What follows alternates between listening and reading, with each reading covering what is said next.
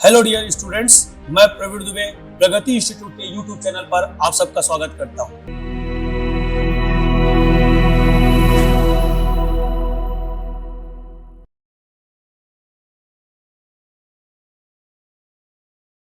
आ गए थे अपन स्वरों का वर्गीकरण। किसमें आ गए थे? स्वरों का वर्गीकरण। और स्वरों का वर्गीकरण में हम लोग जो पहुंचे थे उसमें सबसे पहला वन पहले थे उत्पत्ति के आधार पे, दूसरा पढ़े थे उच्चारण के आधार पे, तीसरा पढ़े थे अपन किसके आधार पे? होठों की आकृति के आधार पे, चौथा आ गए थे अपन जिह्वा के स्पर्श के आधार पे। किसके आधार पे? जिह्वा के स्पर्श के आधार पे। तो जिह्वा के स्पर्श के आधार पे स्वर के कितने भेद हैं भैया? बोलिए कितने भेद हैं? ये पूछेगा सीधा। जिह्वा के स्पर्श के आधार पे स्वर के कितने भेद हैं? 3। क्योंकि जिह्वा कितने भाग हैं? 3, अग्र मध्य और पश्च। ठीक है, तो पहला आपका स्वर क्या आ जाएगा? अग्र स्वर। दूसरा आपका स्वर क्या आ जाएगा? मध्य स्वर। ठीक है, तीसरा आपका क्या आ जाएगा? पश्च स्वर। अग्र स्वर, मध्य स्वर और पश्च स्वर। तो अग्र स्वर जो है वो कौन कौन है? 4 ठो। कौन कौन सा? ई, ए, ऐ। ये चारों क्या हो गए आपके? अग्र स्वर। मध्य स्वर कौन हो गया? सिंगल आपका अ। सिंगल आपका क्या हो गया? अ, भूलना मत। तो अ आपका क्या हो गया? मध्य स्वर। और आपका बाकी सब क्या हो गया? आपका पश्च स्वर। अरे यार काम बोल गया। ठीक है, यहां तक समझ में आ गया? तो ई ए चारों क्या हो गए आपके? अग्र स्वर। और अ क्या हो गया आपका? मध्य स्वर। अब आ गए क्या अपन? पश्च स्वर। तो बाकी जितना बच गया वो पश्च स्वर है। कौन कौन सा है? आ, फिर क्या बच गया? उ, उ, ओ, औ। तो ये देखिए 5 4 9, एक छूट गया क्या कोई? री। और एक छूट गया री। इतना आपका क्या स्वर है? पश्च स्वर। क्लियर हो गया? मतलब ई ए का उच्चारण जहां से भी होता हो, मुख के 5 भाग हैं, कंठ, तालु, मूर्धा, ओष्ठ और दंत। कहीं से भी होता हो, पर जहां से भी उच्चारण होता है, उच्चारण करने में हमारा क्या इसका यूज होता है? जीभ के अग्र भाग का। किसका होता है? जीभ के अग्र भाग का। अ उच्चारण करने के लिए अ तो कंठ से उच्चारित होता है, पर जीभ का कौन सा होता है? मध्य भाग। और इन जो बाकी 6 आपके स्वर हैं, इनके उच्चारण करने में हमारा कौन सा भाग यूज होता है? पश्च स्वर। क्लियर हो गया? समझा भाई मनीष? ठीक, आगे बढ़ते हैं। पांचवा पांचवा हम आ गए थे जिह्वा के उठने। क्या बोला था? जिह्वा के उठने, है ना? या जिह्वा के उठने या मुख के खुलने। मुख के खुलने के आधार पर। तो मुख के खुलने के आधार पर जो हमारा स्वर का भेद है, ठीक है, जिह्वा के उठने या मुख के खुलने के आधार पर जो हमारा स्वर का भेद है, कितना है? 4। पहला क्या है बेटा? संवृत्त स्वर। पहला क्या है? संवृत्त। दूसरा क्या है? अर्धसंवृत्त। दूसरा क्या है? अर्धसंवृत्त। तीसरा क्या है? अर्धविवित्त। तीसरा क्या है? अर्धविवित्त। देखो आप ध्यान से अगर अर्थ को समझोगे तो कोई दिक्कत भी नहीं है। और पांचवा क्या आता है? विवित्त। पांचवा क्या? चौथा क्या आता है? विवित्त। भूलना मत। जिह्वा के उठने के आधार पर कितना भेद है बोलेगा तो 4। और जिह्वा के स्पर्श के आधार पर कितना भेद है बोलेगा तो 3। संख्या को याद रखना है, हमारे परीक्षा में संख्या को बार बार पूछता है और कोई ऑप्शन नहीं था, सिर्फ संख्या पूछता है। ठीक है भैया? अब सुनो ध्यान से। कल मैंने आपको 4 पोजीशन बताया था। जैसे पेपर दो क्या मुझे कोई फोल्ड करके? अभी दो, मैं आपको पेपर से समझाता हूँ, ध्यान समझो। जैसे ये आपका मान लीजिए ये पेपर जो है हमारा मुख का ऊपरी हिस्सा है। मान लो ये मुख का क्या है? ऊपरी। ठीक है, और इसका निचले हिस्सा रहेगा। अब ये ऐसा मान के चलिए टच है, ये जीभ है हमारा पेन, और ये ऐसा जुड़ा होता है भाई, ये मुख का ऊपरी हिस्सा और एक मुख का निचला हिस्सा। मान लो ऐसा निचला हिस्सा है और ये ऊपरी हिस्सा है। अब ये जीभ है। ठीक, तो ये 4 पोजीशन है, ध्यान से समझो। अब इसको मैं मोड़ रहा हूं इधर। ठीक, तो ये जो मुड़ा हुआ पार्ट है वो आपका दांत का पार्ट है, मान के चलो। क्या पार्ट है? दांत। ठीक, तो ये हो गया आपका दांत। अब दांत के जस्ट पीछे वाला हिस्सा जो ये है मूर्धा। और ये जो पीछे वाला हिस्सा है वो तालु। और बीच में 2 लाइन और आएगा, जैसे मैंने कल समझाया था, यहां पर समझा रहा हूं। देखिए यहाँ पे कोने में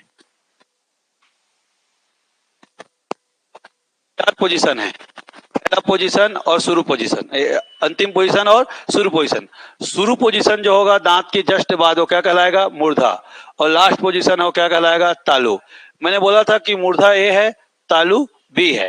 ठीक है, अब मूर्धा के नजदीक तालु से दूर ये कहलाएगा आपका ए पोजीशन, स्मॉल ए। और तालु से नजदीक और मूर्धा से दूर, ये क्या कहलाएगा? B position. क्लियर है? अब देखिए, जीव आपका यहां पर है, मान लीजिए ये जीव आपका यहां पे ऐसा है, ठीक है, और जीव उठकर अपनी जगह से ये घूम कर ऐसे कहा जा रहा है, यहां तो रहेगा, अपने तालू में जा रहा है। कहां जा रहा है? तालू में। ध्यान समझिएगा। क्लियर हो रहा है कि नहीं क्लियर हो रहा है? सबको क्लियर है भैया? पक्का? तो ये देखो, ये मुख का भाग हो गया, ये जीव है, और जीव इस तरह से अपने पर जगह में है, और ये उठ के यहां जा रहा है, इस पोजीशन को छू रहा है। किसको छू रहा है? तालू को। जब तालू को छूता है, ऊपर उठता है जीव, जितना जीव ऊपर उठेगा आपका मुंह उतना कम खुलने का कोशिश करेगा, वो शवित्त होगा। क्या होगा? शवित्त होगा, मतलब सकरा होगा। तो शवित्त से समझो सकरा, शवित्त से समझो क्या? सकरा। और मुख सकरा होगा तो मुख की स्थिति बंद होने की होगी। क्या होगी? बंद होने की स्थिति। तो जीव जितना ऊपर उठेगा, जितना संभव हो ऊपर उठेगा, आपका मुख उतना क्या खुलेगा? कम खुलेगा। और कम खुलेगा तो क्या होगा? आपका मुख क्या होगा? सकरा होगा। ठीक है, समझ में आ गया? इसलिए इसको ऊंचा स्वर भी कहेंगे। क्या कहेंगे? ऊंचा स्वर। इसको अपन बंद स्वर भी कहेंगे। क्या कहेंगे? बंद स्वर। सवित्त क्यों? क्योंकि मुख सकरा है। ऊंचा क्यों? क्योंकि जीव अपने सबसे उच्चतम ऊंचाई पर उठ के जाएगा। और बंद क्यों? क्योंकि मुख क्या रहेगा? बंद रहेगा। समझिएगा, कंडीशन क्या है? जब जीव ऊपर उठकर, जब जीव ऊपर उठकर तालू को छूता है, जब जीव ऊपर उठकर किसको छूता है? तालू को। तालू लास्ट पॉइंट है। तो हमारा जो मुख का वीवर है, वीवर मतलब ये दोनों ओठ के बीच का हिस्सा, वो कम खुलता है, शकरा होता है। लेकिन जीव अपने पूरे उच्चतम तक उठा होता है, ऐसा मुड़ के टिल्ट होकर पूरा ऊपर तक ऐसा गया होता है। ठीक है, तो चूंकि जीव उठा है इसलिए ऊंचा स्वर, मुख बंद है इसलिए बंद स्वर, सकरा है इसलिए शवित्त स्वर। समझे भाई? मनीष, क्लियर हो गया? पर याद रखना कि जीव किसको छूता है, तो जीव किसको छूता है? तालू को। तो लिखो ई ई उ उ। क्या लिखोगे? ई ई उ उ, याद रखना। तो सवित्त स्वर का उदाहरण मैं यहां पे लिख देता हूं सामने में। कौन सा आएगा? ई ई उ उ। ये चारों आपके क्या होंगे? शवित्त स्वर। चारों क्या होंगे? शवित्त स्वर। हो गया? आगे देखो, अर्ध स्वित हो या अर्धवित हो, दोनों मुख कैसा होगा? अर्ध खुला होगा। कैसा होगा? अर्ध खुला। पूरा नहीं खुलेगा, आधा खुलेगा। दोनों में कैसा खुलेगा? आधा खुलेगा। तो अर्ध सवित हो या अर्धवित हो, दोनों में मुख कैसा खुलेगा? आधा खुलेगा। पर कंडीशन सुनो, अर्ध सवित में, अर्ध सवित में कंडीशन क्या होगा? अर्ध सवित में जो आपका जीभ है वो तालू के नजदीक अर्थात बी पोजीशन पे होगा। बी पोजीशन समझ में आ रहा है? तालू के नजदीक परंतु मूर्धा से दूर। जब जीभ तालू से नजदीक हो, तालू पे ना हो, तालू के नजदीक हो पर मूर्धा से दूर हो, तो वहां पर क्या होगा? वो अर्धसवित। और जब जीभ आपका ए पोजीशन पर हो, मतलब मूर्धा से नजदीक हो, तालू से दूर हो, तो क्या कहलाएगा? अर्धविवित। और जब जीभ मूर्धा पे आए तो क्या कहलाएगा? विवित। क्लियर हो गया? तालू पे हो तो शवित, तालू पे हो तो सवित, तालू से नजदीक और मूर्धा से दूर हो तो अर्धसवित, मूर्धा से नजदीक तालू से दूर हो तो अर्धविवित, और जब मूर्धा पे हो तो विवित। ये आपका चार पोजीशन, पहला तालू, दूसरा मूर्धा। क्लियर हो गया? तालू के नजदीक, मूर्धा के नजदीक। ये समझा कि नहीं समझा? अब ये जीभ है, ध्यान से सुन। ये जीभ उठा, अब उठ के कहां पहुंचा? तालू, तो क्या बोलेंगे? शवित। ये जीभ उठा और कहां गया? तालू के नजदीक परंतु मूर्धा से दूर है, तो क्या बोलेंगे? अर्धसवित। तालू के नजदीक है तो अर्धसवित। फिर जीभ उठा और मूर्धा के नजदीक है, मूर्धा में नहीं आया। चार पोजीशन को समझना भाई, चार पोजीशन। मूर्धा, मूर्धा के नजदीक, तालू के नजदीक, तालू, तालू में गया तो शवित, तालू के नजदीक गया, तालू नहीं गया है। तालू अब मुख का चार भाग समझना, पहला भाग, बीच का भाग, तीसरा भाग, चौथा भाग। तालू में गया तो शवित, तालू में नहीं गया, तालू थोड़ा पहले रुक गया, अर्धसवित। मूर्धा में गया विवित, मूर्धा के नजदीक गया, अर्धविवित। ये तुम इसको तो इधर उसको मत देख, इधर को देख। ये तेरा मुख का छत है, ये मुख का क्या है? छत। मुख के छत का पहला पॉइंट क्या है? मूर्धा, जिसको बोल रहा हूं ए। और मुख के छत का लास्ट पॉइंट क्या है? तालू, जिसको क्या बोल रहा हूं? बी। तो ये दो पॉइंट हो गया, पर दो पॉइंट हमने और क्रिएट किया। एक जो तालू से नजदीक है और मूर्धा से दूर है। दूसरा पॉइंट किया ए, जो तालू से दूर है और मूर्धा से नजदीक है। अब ये क्या है ना, स्मार्ट बोर्ड है, मिट आ रहा है, इसलिए गड़बड़ हो रहा है।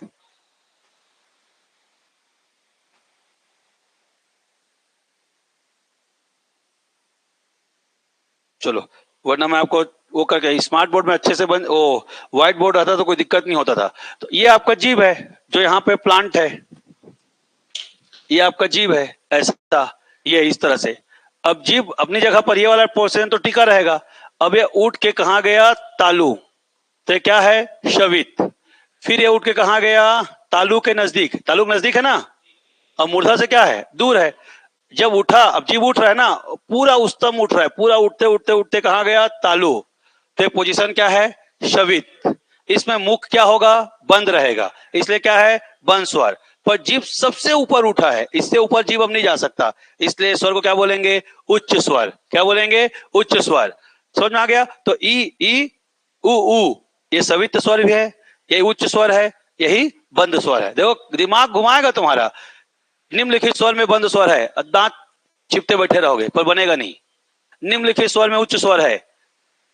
अब उच्च का मतलब है जीभ का ऊपर उठना, बंद का मतलब है मुख का नहीं खुलना, और सवित का मतलब है सकरा होना। मुंह नहीं खुलेगा मतलब ऐसा नहीं हो जाएगा, खुलेगा, पर होल जो है मुख का दोनों होंठ के बीच का कम रहेगा। तो ये जीभ है, ये जीभ है। और जीभ अपने पोजीशन में एक जगह तो फिक्स रहेगा ना, वहां से ऊपर उठ के कहा गया, तालु। तो क्या कहलाया, शवित। अब दूसरा कंडीशन, जीभ फिर ऊपर उठा, पर तालु तक नहीं गया, कहां रुक गया, तालु के नजदीक, पर मूर्धा से दूर है कि नहीं है, तालु के नजदीक और मूर्धा से दूर। तो क्या बोलूंगा, अर्धसवित। इस कंडीशन में मुख ना बंद होगा, ना मुख पूरी तरह से खुलेगा, आधा खुलेगा, इसलिए अपन इसको क्या बोल रहे हैं, अर्धमुख या अर्ध खुला हो गया। तीसरा कंडीशन क्या हो सकता है कि ए पे आएगा, तो तालु से दूर है और मूर्धा से क्या है, नजदीक। तो जब मूर्धा से नजदीक हो और तालु से दूर हो, तो उसे कहेंगे अर्धविवित। क्या कहेंगे, अर्धविवित। लेकिन यहां पर भी मुख कैसा होगा, आधा खुलेगा। और जब ये जीभ ऊपर उठे और मूर्धा पे आए, दांत के पीछे वाला मूर्धा पे आए, तो पूरा मुख खुलेगा, पूरा मुख खुलेगा। लेकिन जीभ पूरा उठा है क्या, नहीं उठा है, सबसे कम मूर्धा में उठ रहा है, सबसे ज्यादा तालु में उठ रहा है। तो इसे कहेंगे निम्न स्वर, इसे कहेंगे खुला स्वर। इसे क्या कहेंगे, निम्न स्वर या खुला स्वर। यूट्यूब में सर्च मार लेना, कोई पढ़ाया होगा तो, जानेगा तो पढ़ाएगा। खोजना, मेरा पहला वीडियो डलेगा डलेगा तो। नहीं पढ़े थे मतलब पढ़ाया नहीं था तुम लोगों को, ठीक है। नहीं यार, मैं तो इसको पढ़ाया हूं अभी बीच में। अच्छा, तुम उस बैच में नहीं बैठे होगे। निम्न स्वर, इसे कहेंगे खुला स्वर। क्या कहेंगे, खुला स्वर। समझे रे भैया, पक्का। अब सीक्वेंस किसी बुक में अलग दिया होगा, किसी बुक में दिया भी होगा, तो आई थिंक लूसेंट में दिया है, आप एक बार पढ़ के देखिएगा। आई थिंक नया वाले लूसेंट में शायद ये ऐड कर दिया है, आप चेक करिएगा। लूसेंट का बुक पढ़ते हो, क्वेश्चन सॉल्व करने के लिए लूसेंट का बुक लो, अरिहंत का बुक लो, अच्छा बुक है ऑब्जेक्टिव सॉल्व करने के लिए। यूट्यूब से सॉल्व करो, कोई दिक्कत नहीं है, ठीक है। आप गूगल से सॉल्व करो, जितना सॉल्व कर सकते हो, बुक सॉल्व करने में कोई कमी नहीं, जितना कर सकते हो। जो डाउट है लेके आओ। अधिकतम क्या होगा, तुम डाउट लाओगे, मैं तुरंत नहीं बता पाऊंगा, कल खोज के बताऊंगा। अपने को पास होना है कि यहाँ पे पीएचडी करके ज्ञान बघारना है, पास होना है, तो अपन सहभागी अध्ययन करते हैं, एक दूसरे को कॉपरेट करके, ठीक है भाई। कोई चीज ऐसा भी हो सकता है जो तुम मुझसे पूछो अचानक से, मुझे ना पता हो, तो एक दिन का समय लगेगा, वो क्या होगा मेरे को समझाने में, नेक्स्ट क्लास में समझाऊंगा, उससे ज्यादा कुछ तो होना नहीं है। ओके रे भैया, ठीक है। बाकी तुम जितना भी प्रश्न लाओगे उसमें 90% मैं तुमको तुरंत जवाब दूंगा, ऐसा नौबत आएगा, ठीक है। और 1% का मैं जो पॉज लूंगा, इसलिए नहीं लूंगा कि मैं नहीं जानता, मैं इसलिए पॉज लूंगा कि मैं कंफर्म हो जाऊं। आपको फेल कराना मेरा उद्देश्य नहीं है, ठीक है। यहां तक क्लियर हुआ, कोई समस्या, कहानी खत्म। लिखते जाओ किस पे क्या स्वर आता है। तो सवित्त में क्या आता है, ई उ। अभी तो कॉन्सेप्ट समझाया ना बस में। अर्ध सवित्त में लिखो ए ओ, ए और ओ, सॉरी एक तो लिख रहा हूं ना, इधर लिख रहा हूं, गड़बड़ ना हो जाए। ए और ओ बोल दिया, सॉरी ओ। अगला फिर लिखो अर्ध विवित्त में लिखो, लिखो ए एड़ी का, औरत का, ए एड़ी का, औरत का, यहाँ पे ऐनक का था ना, ये एड़ी का और औरत का, बाकी विविध में ले आओ। विविध में लिखो आम का, ऋषि का। हुआ? कौन छूट गया?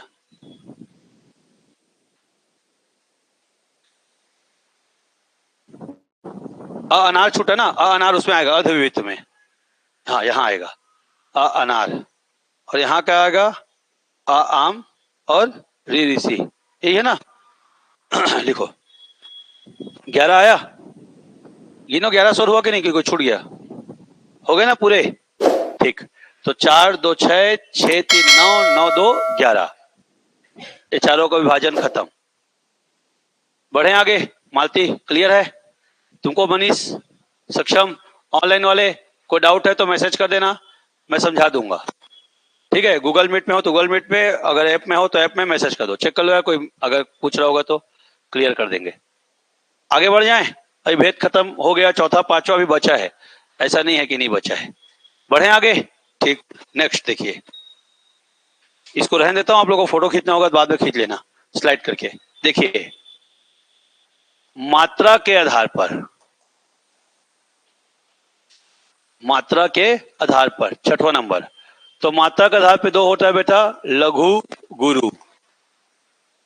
मात्रा के आधार पे स्वर के कितने भेद हैं? दो भेद है, लघु और गुरु। आपने जब भी अलंकार या छंद पढ़ा होगा मात्रा गिनती समय, तो पढ़ा होगा लघु और गुरु, लघु और गुरु। याद आ रहा है? जब एक मात्रा गिनते हैं तो उसे कहते हैं लघु, और दो मात्रा बोलते हैं गुरु। बस लघु और गुरु पूछेगा, इतने याद रखिए, लघु और गुरु। हो गया, आगे फिर बढ़े। सातवां, प्राणवायु। प्राणवायु मतलब सांस। प्राणवायु के प्रक्षेपण के आधार पे, प्राणवायु के प्रक्षेपण के आधार पर, प्राणवायु के प्रक्षेपण के आधार पर ये होता है। देखो, पहला अनुनासिक, दूसरा निर्नुनासिक, और तीसरा होता है नासिक्य। अलग बता दे रहा हूं, अनुनासिक, निर्नुनासिक और नासिक्य। प्राणवायु मतलब सांस। जब प्राणवायु केवल मुख से छोड़ा जाए, केवल किसके छोड़ा जाए? मुख से, तो क्या कहलाएगा? अनुनासिक। जब प्राणवायु आपके, नहीं सॉरी गलत बोल दिया, इसको सुधार रहा हूं ना। प्राणवायु मतलब समझ रहे हो ना, सांस।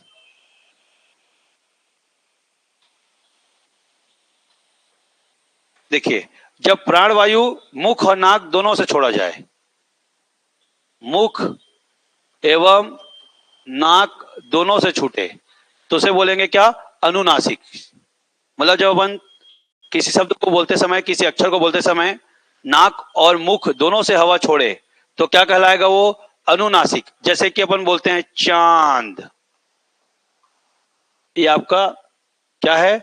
अनुनासिक। जैसे हमने बोला आंगन, ये तो आपका कहलाएगा क्या? अनुनासिक। लेकिन जब प्राणवायु केवल मुख से निकले, केवल मुख से, तो क्या कहलाएगा वो? निर्नुनासिक। क्या कहलाएगा? निर्नुनासिक। ठीक है, हिमे से समय बनना हो तो अनुनासिक, और हिमे से समय ना हो तो निर्नुनासिक। ठीक है, केवल मुख से निकले। स्पष्ट है? तो यहां पर क्या होगा, जैसे कि कौन सा शब्द बोलेंगे?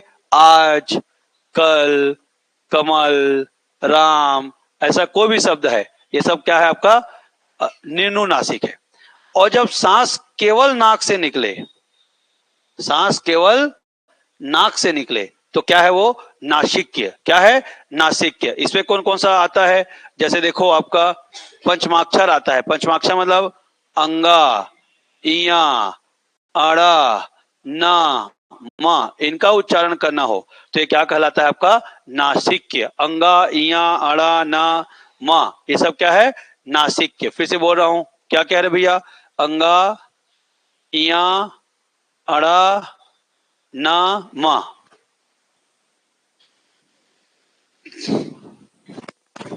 कोई डाउट? कहानी खत्म, वर्गीकरण खत्म। अब आते हैं व्यंजन का वर्गीकरण।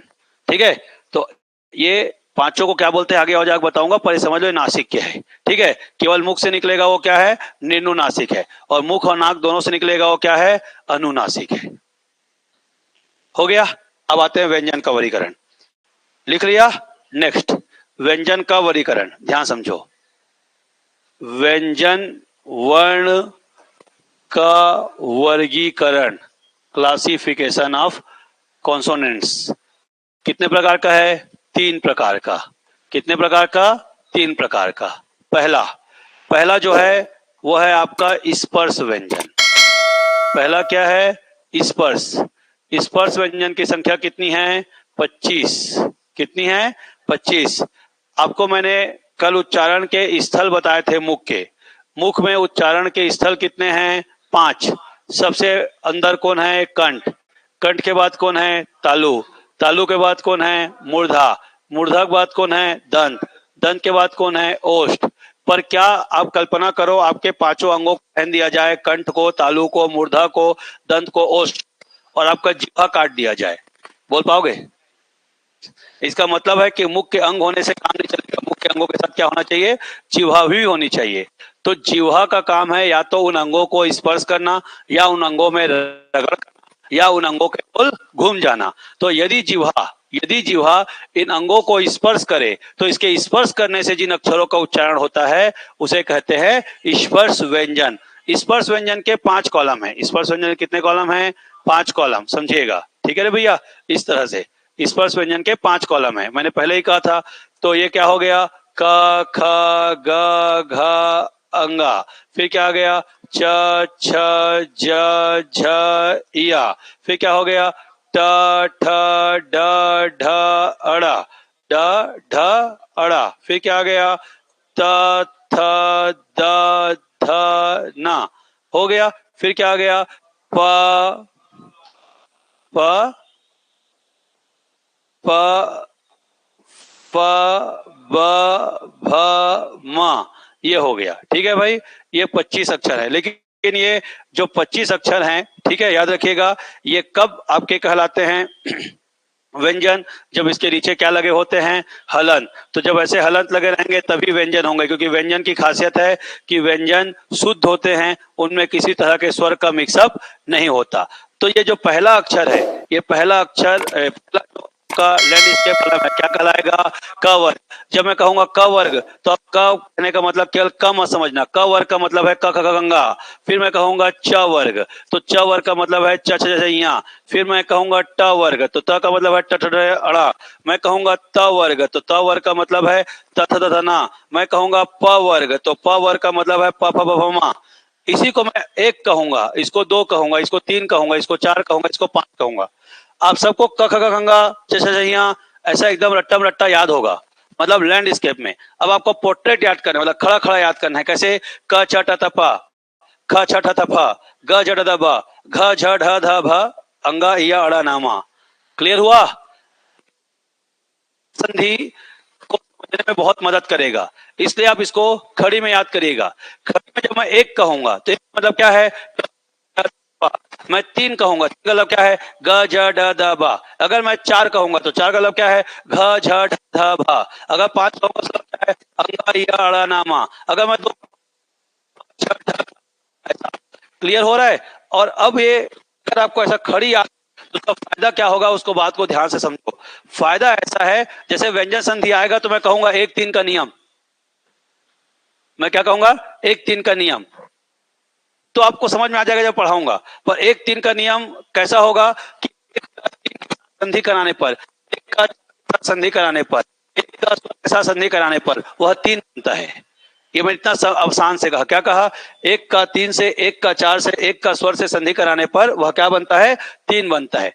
उसी को जब पुस्तक में पढ़ने जाओगे तो पुस्तक में कैसे लिखे रहेगा व्यंजन संधि में, कि यदि किसी शब्द के अंतिम वर्ण में क छ ट त प हो और किसी शब्द के प्रथम वर्ण में ग ज ड द ब, घ झ ढ द ब या कोई स्वर हो, तो क छ ट त प का विकार ग ज ड द ब हो जाता है। नियम 1 व्यंजन संधि।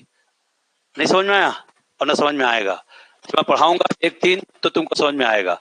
वो बड़ा जटिल है, बड़ा जटिल है, लेकिन अगर तुमने ऐसा खड़ी में याद कर लिया तो बिल्कुल भी जटिल नहीं होगा, जटिल बिल्कुल भी नहीं होगा। मैं आपको समझा रहा हूं, एकदम क्लियर है। मैं स्लो मोशन में कहूंगा तो एकदम समझ जाओगे। यदि किसी शब्द का अंतिम वर्ण क च ट त प हो और किसी शब्द का प्रथम वर्ण ग ज ड द ब घ झ ढ ध भ या कोई स्वर हो तो क च ट त प चेंज होकर ग ज ड द ब हो जाएगा। नियम 1, इसको अपन शॉर्ट में कहेंगे 1-3 का नियम। व्यंजन संधि इतना आसान हो जाएगा आपके लिए, ठीक है, याद करके आइएगा। तो 25 क्या कहलाता है आपका? स्पर्श व्यंजन। क्या कहलाता है? स्पर्श व्यंजन। क्यों कहलाते हैं स्पर्श व्यंजन? क्योंकि जीभ इन 5 अंगों को स्पर्श करता है तो ये 25 अक्षर हमारे मुंह से बोले जाते हैं, विदाउट जीभ के स्पर्श के नहीं बोले जाएंगे, इसलिए स्पर्श व्यंजन। फिर आता है दूसरा उष्म व्यंजन। क्या आता है? उष्म व्यंजन। क्या आता है रे भैया? उष्म व्यंजन। तो उष्म व्यंजन में क्या होता है? देखो ध्यान से, ह, श, श और स, ये 3 प्रकार के स और ह, 3 प्रकार के स और ह, ये क्या कहलाते हैं आपके? उष्म व्यंजन। क्या कहलाते हैं? उष्म व्यंजन। याद रहेगा क्यों कहलाते हैं उष्म व्यंजन? ये 4 समझ लो। तो उष्म व्यंजन की संख्या कितनी हो गई? 4। उष्म व्यंजन की संख्या कितनी हो गई? 4। छुट्टी दे दी क्या लोग को? चलो, उस व्यंजन की संख्या कितनी हो गई? 4। अब समझो क्यों बोलता है उस व्यंजन? क्योंकि इसके उच्चारण के लिए जीभ में रगड़ता है वो 5 अंगों को। जब जीभ स्पर्श करता है, जीभ क्या करता है? स्पर्श करता है, तो ये निकलते हैं, तो इसे क्या बोलेंगे? स्पर्श व्यंजन। पर जीभ जब रगड़ेगा, जीभ क्या करेगा? रगड़ेगा, तो हमारी जो सांस होगी, प्राणवायु होगी, उस प्राणवायु में क्या होगी? गर्माहट। क्या होगी? गर्माहट। तो प्राणवायु में गर्माहट होने के कारण हम उसे कहेंगे क्या? उष्म व्यंजन। क्या कहेंगे? उष्म व्यंजन। आगे बात समझ में आया? पक्का? कोई डाउट है इसमें? तो जीभ जब रगड़ेगा तो प्राणवायु में गर्माहट आएगी, इसलिए क्या कहलाएगा? उष्म व्यंजन। तो पहले कंडीशन में जीभ ने स्पर्श किया, दूसरे कंडीशन में जीभ ने क्या किया? रगड़ा। अब तीसरा कंडीशन आते हैं। तीसरा कंडीशन को हम बोलते हैं अंतस्थ व्यंजन। तीसरे को बोलते हैं क्या? अंतस्थ व्यंजन। तीसरा व्यंजन क्या है आपका? अंतस्थ। अंतस्थ व्यंजन में क्या होता है? इसकी संख्या भी 4 है, पर जीभ ना रगड़ता है, ना जीभ आपको स्पर्श करता है, जीभ बल्कि मुख के अंदर गोल घूम जाता है, इसे उसे बोलते हैं अंतस्थ। इसकी संख्या भी 4 है। कौन कौन? य, र, ल, व। य, र, ल, व। और य, र, ल, व जो है वो फिर से 3 कैटेगरी में डिवाइड होता है। पहले को बोलते हैं सेमी वॉवेल, तो सेमी वॉवेल में आता है य और व। दूसरे को बोलते हैं पार्श्विक, और पार्श्विक में आता है लड़की कला। और तीसरे को बोलते हैं लुंठित, और इसमें आता है रस्सी करा। ये क्लियर हो गया? हाँ, अर्धस्वर। आपका जो अंतस्थ व्यंजन है वो फिर 3 कैटेगरी में है। ए अर्धस्वर, बी पार्श्विक, सी लुंठित। प्रश्न सीधा आएगा, लुंठित वर्ण किसे कहते हैं? पार्श्विक वर्ण किसे कहते हैं? अर्धस्वर किसे कहते हैं? तो अर्धस्वर कौन कहलाता है? या और वा। इंग्लिश में भी वाई एंड डब्ल्यू आपका सेमी वॉवेल है। जैसे अब मुझे बताओ क्या पढ़ोगे? बहुत सक्षम तो इंग्लिश मीडियम है, क्या पढ़ेगा? और अब बता क्या पढ़ेगा? तो कहा जबरदस्ती का डब्ल्यू को लगाया है, जब दोनों को एक ही बात है तो कल समझाऊंगा इसको। अगला बताओ, बी ए बी वाई क्या पढ़ोगे? और अगर मैं इसको बी ए बी आई लिख दूं तो बाबी तो नहीं पढ़ोगे, बेबीच पढ़ोगे। और तुम लोग हिंदी मीडियम वाले लोग बाबी बोल देते हैं ना, समझ में आ रहा है?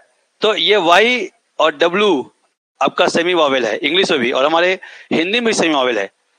तो सेमी वॉवेल है ये तो कोई भी बता देगा। आप एक काम करो, आज मैंने इसको छोड़ता हूं, आप लोग यूट्यूब में जहां पर भी आप सर्च मारो कि हिंदी में या और वाह अर्धस्वर क्यों है। आज तो खुला मार्केट है ना, ऑनलाइन वाले भी सर्च मारो, और कल बताओ मुझे या और वाह क्यों सेमी वॉवेल है। कल मैं बताऊंगा, आज नहीं बताता मैं। टीवी सीरियल की तरह थोड़ा झूम झूम करके छोड़ने में मजा है, ठीक है? तो कल तुम लोग, कल समझाऊंगा। ये है या तो आप बता दिया, क्यों है मैं कल बताऊंगा। या और वह सेमी वॉवेल है, ला पार्श्विक है, लुंठित रस्सी करा है क्यों ये कल बताऊंगा। और कल फिर अपन पढ़ेंगे वर्णों के उच्चारण के स्थल। क्या पढ़ेंगे? वर्णों के उच्चारण के स्थल। और मैंने बोल दिया ऐसा खड़ी याद करके आने का, तो खड़ी करके आने का, आपको व्यंजन संधि में कोई गड़बड़ नहीं होगी।